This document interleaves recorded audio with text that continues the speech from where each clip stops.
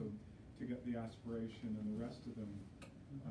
So to get that inertia going, very difficult. Yes. Right? Is they don't have any belief that anything will help them. And, Oh yeah. you know, so what would you recommend?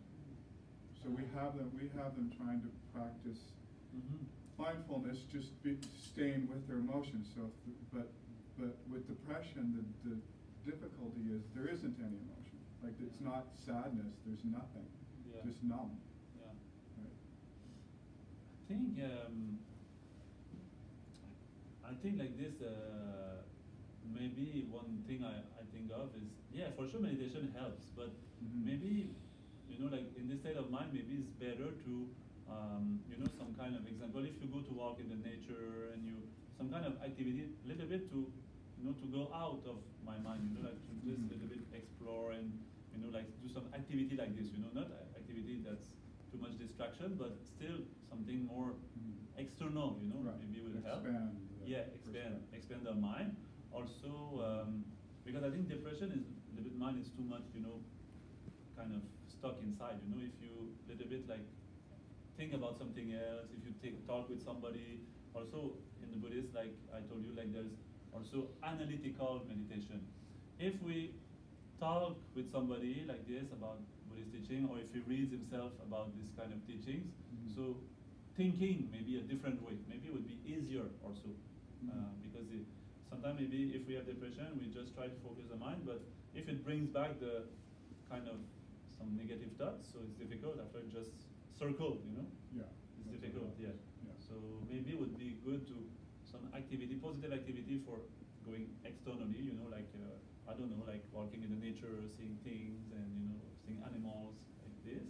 And also the more kind of discussion about how the mind functions and, you know, like kind of psychology work, you know, like kind of also Buddhist teaching. I think some, yeah, I think psychology as one approach, but if you look Buddhism, also another approach, maybe could be complementary, or, you know, like trying to, I don't know, like, yeah, many things, you know, it depends on everybody also. Yeah. Each person has his own different vision, temperament.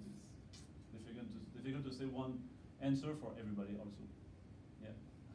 Also, person has to really like wants to do something also, you know, recognize I want to go out of this depression, you know, like this will also is, if not there, it's difficult also.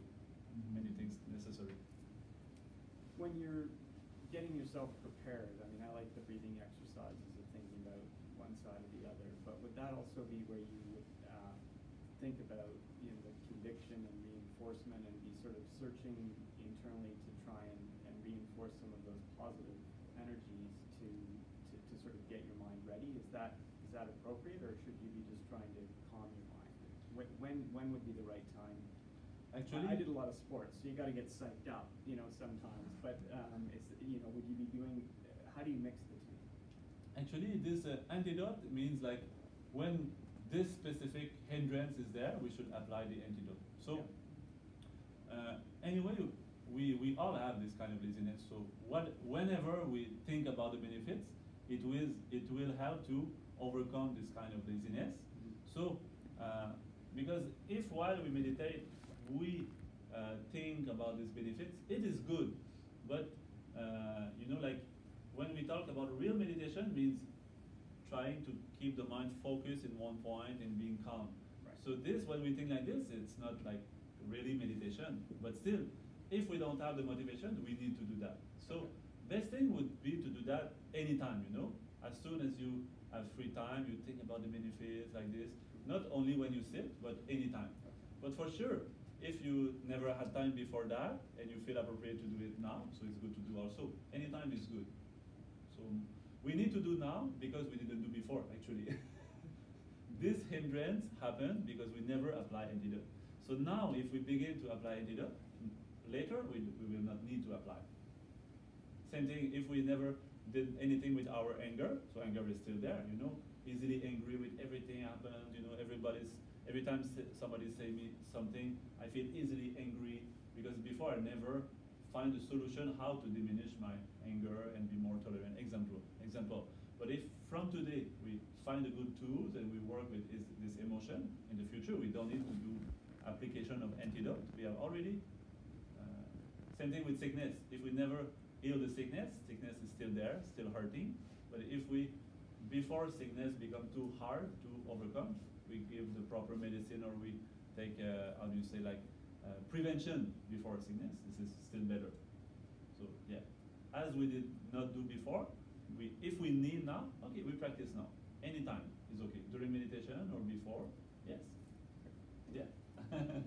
Yes. So if we have unresolved emotions, or if we have emotions that perhaps we're not even aware of, Yes. how can meditation help us if during the session we're not supposed to be actively thinking? Oh, so like yeah. how do you enter into that area of your inner life Yeah. if you're supposed to be like ignoring that, or like, do Yeah. you know what I mean? Yeah, I know, yeah. Yeah. But actually this is good, you know, because sometimes we feel our mind is not okay, we have this kind of emotion like this, we feel not okay, but actually this is good because if we never recognize that, actually it was there, but we never recognized. So now we recognize this first step, it's very good. So now, okay, we accept that, we just know it's there. So, okay, if something I don't appreciate, not feeling, bringing me happiness, okay, is there a way I can change that, reduce that example? So mostly will be with kind of understanding of the emotion, with analytical reasoning. This is the best thing. But for now, if we don't have this kind of tools, so we can use just the breath, you know, to calm the mind. And there's the techniques also like breathing out, like taking this emotion going out. But most, like to go really to help this emotion is better with understanding. You know, like I told you, like this in Buddhism, analytical meditation. So we learn where this emotion comes from, what is the nature of this emotion. So after we understand, it's easier to, you know, like not nourish it, and after try to reduce it. It becomes not easy, but becomes slowly easy when you know the techniques. Yeah. Yeah. It's okay? Okay. Yes. Okay. So. Tenzin, Yes. for myself, if I'm becoming distracted by thoughts, Yes. what I try to visualize is just like a river, and I imagine whatever those thoughts are, I recognize that they're there, but I just imagine them going past me on the river. Just let it go. So rather than fighting them off, Yeah.